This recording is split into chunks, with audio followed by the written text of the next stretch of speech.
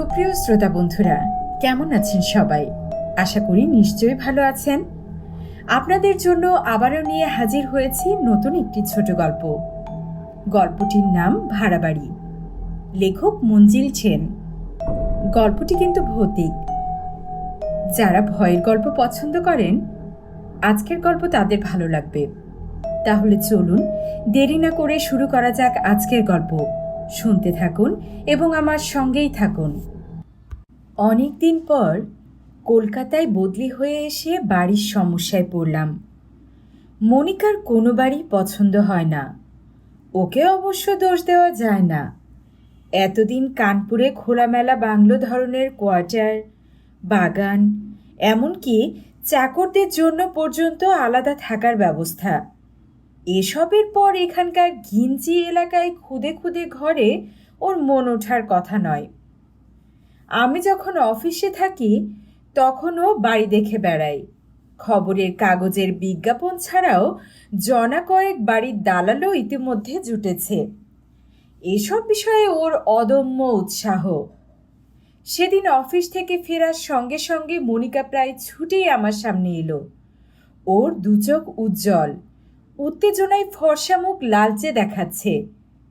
জানো, আজ একটা দারুণ বাড়ি পেয়েছি, ভাড়াও ভীষণই কম। খুশিতে ও যেন ডগমগ করছে। আমি একটু কৌতূহলী হয়ে ওর মুখের দিকে তাকালাম। বাড়িটা হচ্ছে পার্ক সার্কাসে, একটু নিরিবিলিও আছে।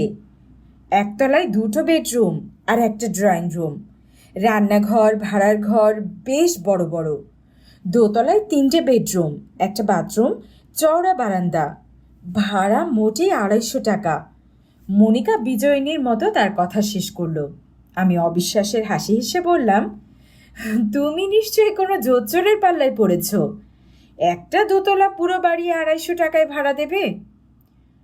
তুমি তো অমন কথা বলবেই, একটুও গতর নাড়াবে না, বাড়িতে বসে বসে শুধু বাক্যি ছাড়বে। মনিকা বেশ অভিমানের সুরেই কথাটা বলল। আমি গৃহশান্তির আশায় তাড়াতাড়ি বললাম, আহা, আমার কথাটা আগে শোনো। আজকাল কত রকম মানুষ ঠকানো ফিকির বেরিয়েছে তা তো জানো না।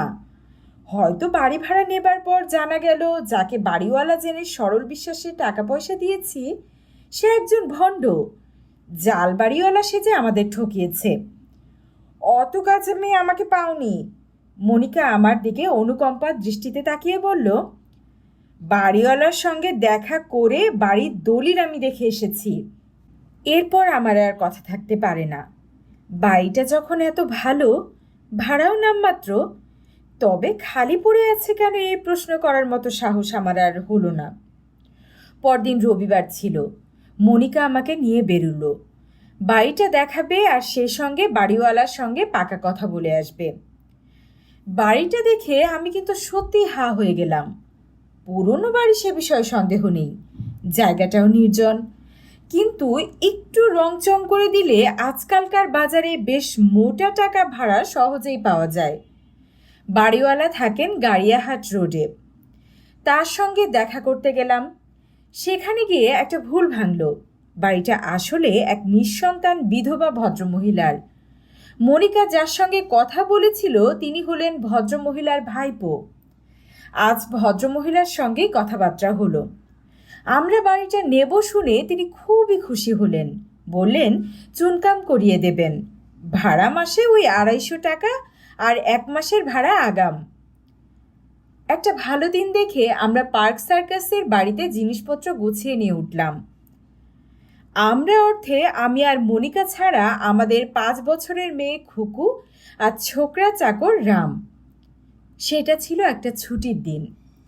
আমি সন্ধ্যাবেলা একখানা মোটা বই নিয়ে আয়েশ করে বসেছি। মনিকা খুকুকে নিয়ে বেরিয়েছে।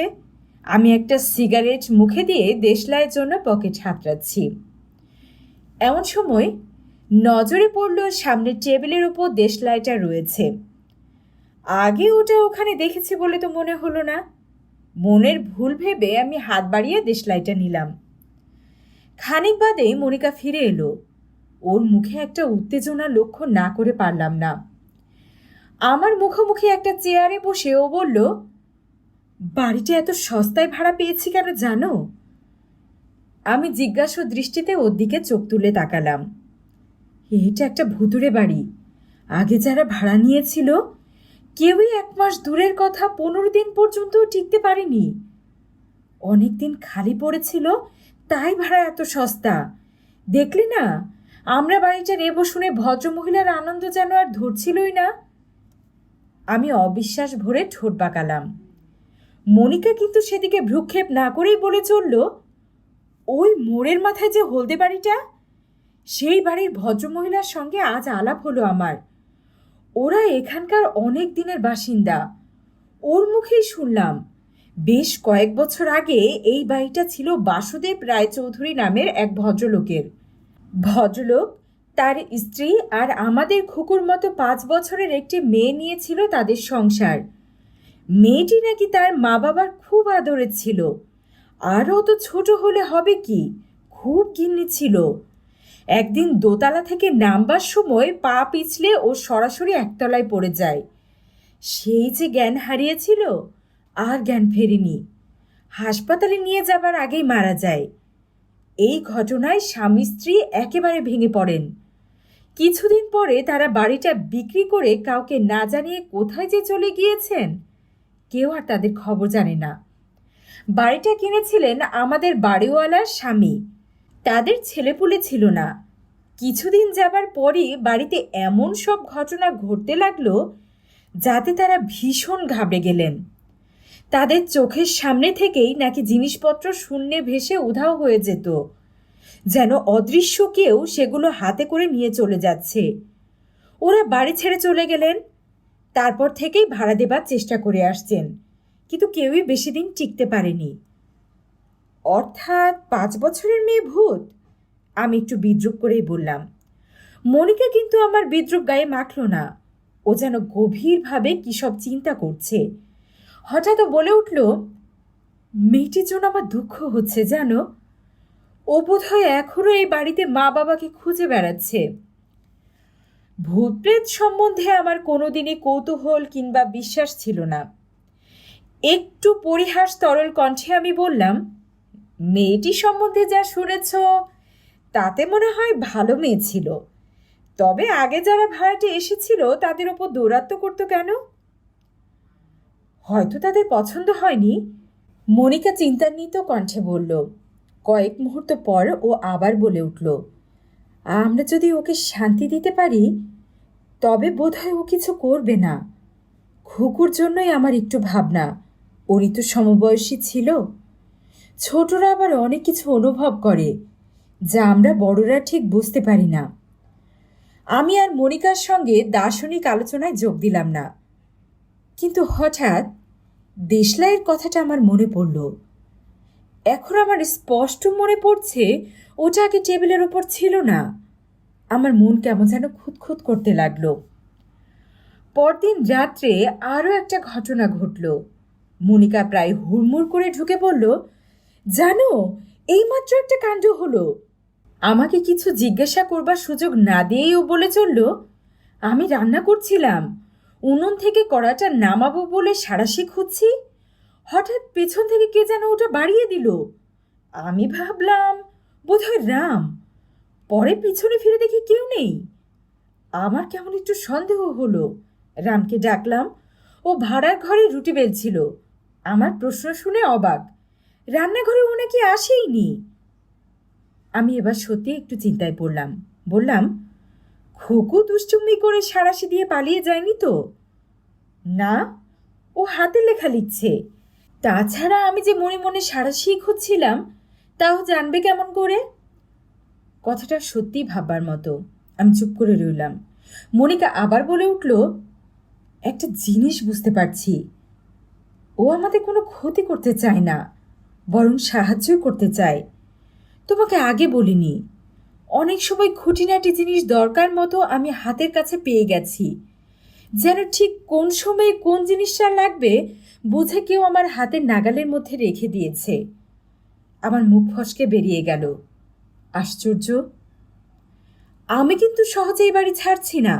মনিকা বেশ দৃঢ় কণ্ঠে বলে উঠল, আমি বেশ বুঝতে পারছি আমরা এই বাড়িতে আসায় ও মোটেই অসুখী হয়নি, বরং ওর আত্মা তৃপ্ত হয়েছে বলেই আমার ধারণা। একটু থেমে মনিকা আবার বলল, জানো, ও বোধহয় আমার মধ্যে ওর মাকে খুঁজে পেয়েছে। কত সময় আমার মনে হয়েছে যেন আমার পায়ে পায়ে কেউ হাঁটছে। খুকু মনে করে আমি ফিরে তাকিয়েছি, কিন্তু কাউকে দেখতে পাইনি। আরও কয়েকটা দিন কেটে গেছে, তেমন উল্লেখযোগ্য আর কিছু ঘটেনি এর মধ্যে। সেদিন অফিস যাবার সময় পোশাক পরে টেবিলের ওপর থেকে পার্সটা নিতে গিয়ে সেটা দেখতে পেলাম না। তাড়াহুড়োয় কোথায় রাখলাম ভেবে পকেট হাতড়াচ্ছি। টেবিলের ড্রয়ার খুলে সব উল্টে পাল্টে দেখছি। এমন সময় মনে হলো যেন পাশে কচি মেয়ে খুকু হাসল।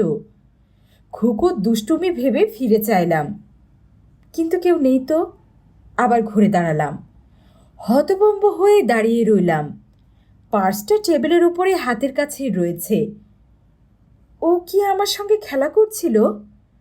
বাপ মায়ের আদরের মেয়েরা অনেক সময় যেমন দুষ্টুমি দুষ্টুমি খেলা করে। আরেকদিন সন্ধ্যের পর আমি, মনিকা আর খুকু ওপরে আমাদের শোবার ঘরে বসে আছি। মনিকা খুকুকে পড়াচ্ছে আর আমি একটা বই নিয়ে বসেছি। কিন্তু কেন জানি আমার পড়তে ভালো লাগছে না। শীত পড়েছে বলে দরজাটা ভেজানো ছিল। হঠাৎ দরজাটা আস্তে আস্তে খুলে গেল। আমার স্পষ্ট মনে হলো যেন ছোট্ট কেউ পা টিপে টিপে ঘরে ঢুকলো। তারপরে আবার দরজাটা আস্তে আস্তে বন্ধ হয়ে গেল।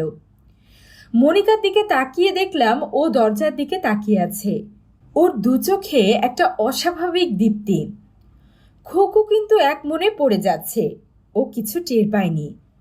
অনুভূতি ছাড়া আর কিছুই নয়। কচি কচি পায়ে কেউ যেন এগিয়ে আসছে। মনিকাও যেন সেটা অনুভব করছে। আস্তে আস্তে ও বাঁদিকে ঘাড় ফেরালো, যেন ওর পাশে কেউ বসেছে। আমি অবাক হয়ে লক্ষ্য করলাম মনিকার সুন্দর বড় বড় দু চোখে একটা অপূর্ব কমনীয় ভাব ফুটে উঠেছে। ঠোঁটের ফাঁকে মিষ্টি মৃদু হাসি। খুকুর কথায় আমাদের দুজনেরই চমক ভাঙল। বলল, মা, আমার লেখা শেষ হয়ে গেছে। খানিক বাদেই মনিকাকে উঠতে হলো, ওর রান্না পড়ে আছে। আমি স্পষ্ট দেখলাম উঠবার সময় ও বাঁদিকে ফিরে অনুচ্চ কণ্ঠে যেন বলল, এসো। মাঝে মাঝে বেশ মজার ব্যাপারও ঘটত। একদিন একতলায় বসবার ঘরে আমি সোফায় হেলান দিয়ে সেন্টার টেবিলের ওপর পা দুটো তুলে দিয়েছি। হঠাৎ অনুভব করলাম আমার ডান পায়ের পাতায় কে যেন কচি নরম আঙুল দিয়ে সুড়সুড়ি দিল। আমি চমকে উঠতেই কচি মেয়ের একটা চাপা হাসি যেন মিলিয়ে গেল। আরেকদিন মনিকা খুকুকে নিয়ে একটু বেরিয়েছে। ফিরতে রাত হবে। আমি একটা বইয়ে ডুবে আছি। হঠাৎ মনে হলো কেউ যেন আমার পাশে এসে দাঁড়িয়েছে। একটা কচি মেয়ের গায়ের মিষ্টি গন্ধ স্পষ্ট নাকে এসে লাগলো। মনিকা একদিন দোকানে গিয়েছিল, ফিরে এসে বলল, জানো কি হয়েছে? আমি দোকান থেকে হাফ পাউন্ড বিস্কুট কিনে দোকানদারকে টাকা দিয়েছি। দোকানদার চেঞ্জ দিয়ে একটা ট্রফি হাতে করে আমার মাথার ওপর দিয়ে দরজার দিকে তাকিয়ে বলল, খুকি, এই নাও তোমার ট্রফি। তারপরে একটু অবাক হয়ে বলল, এই তো দাঁড়িয়েছিল, কোথায় গেল? আমিও কম অবাক হইনি। বললাম, কার সঙ্গে কথা বলছেন? দোকানদার বলল, কেন, আপনার সঙ্গে যে ছোট মেয়েটি এসেছিল। আপনি দোকানে ঢুকলেন, ও বাইরে দাঁড়িয়ে রইল। আমি জিজ্ঞেস করলাম, কেমন দেখতে বলুন তো? দোকানদার কিন্তু চেহারা ঠিক বর্ণনা দিতে পারল না, অত ভালো করে লক্ষ্য করেনি। আমার সঙ্গে কেউ আসেনি শুনে লোকটা যেন ভ্যাবাচাকা খেয়ে গেল। আমতা আমতা করে বলল, তবে হয়তো অন্য কারো মেয়ে। একটু থেমে মনিকা আবার বলে উঠল, ওকে দেখতে ভীষণ ইচ্ছে করে জানো। কিন্তু চূড়ান্ত ঘটনা ঘটল এক শনিবার। আমি অফিস থেকে তাড়াতাড়ি ফিরেছি। আমরা সবাই মনিকার এক দিদির বাড়িতে যাব। রাত্রে খাওয়া দাওয়া সেরেই ফিরব। আমি জামা কাপড় পরে একতলার সিঁড়ির মুখে দাঁড়িয়ে আছি। মনিকাও সাজগোজ সেরে দোতলার সিঁড়িতে পা দেবে। খুকু ওর পাশ দিয়ে লাফিয়ে লাফিয়ে নামছিল। হঠাৎ ওর পা হড়কে গেল। মনিকা একটা আর্তনাদ করে উঠল। আমিও নিচে স্থানুর মতো দাঁড়িয়ে আছি। বুঝতে পারছি যে খুকু পড়ে যাচ্ছে। একটা সাংঘাতিক দুর্ঘটনা ঘটতে চলেছে। কিন্তু আমার সমস্ত শরীর যেন অবশ হয়ে গেছে। ঠিক সেই মুহূর্তে স্পষ্ট দেখলাম দুটো কচি হাত খুকুকে ধরে ফেলল, তারপর সোজা করে দাঁড় করিয়ে দিল। মুহূর্তকাল মাত্র, তারপরই হাত দুটো মিলিয়ে গেল। একটা সর্বনাশা দুর্ঘটনা হতে হতে থেমে গেল। মনিকা তরতর করে নেমে ছুটে এসে খুকুকে জড়িয়ে ধরল। খুকু কিন্তু ঠিক কে যে ওকে ধরেছিল তা বুঝতে পারেনি। ওর মুখে শুধু ফ্যাকাশে একটা হাসি ফুটে উঠল। এরপর আমি আর মনিকা আলোচনায় বসলাম। বাস্তব দৃষ্টিভঙ্গি দিয়ে সব কিছু বিবেচনা করে আমাদের স্থির করতে হবে যে আমরা এই বাড়িতে থাকবো কি থাকবো না।